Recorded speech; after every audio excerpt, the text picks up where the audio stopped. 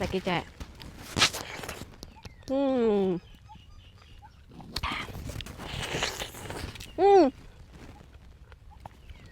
បងប្អូន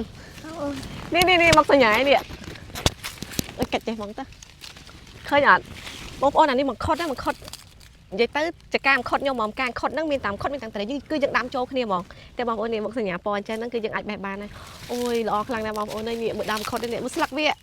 នេះស្លឹកខុតអានេះដាំខុតទាំងអស់បងប្អូនណាកាមេរ៉ាចូលចិត្តតិចមកគាត់មើលខាងក្នុងដាំខុតយើងផ្លែមកស្អាតមិនឥ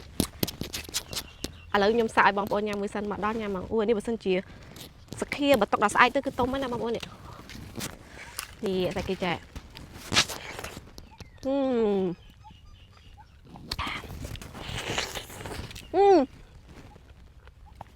សាច់វានឹងសក្បុសជាតិស្លាប់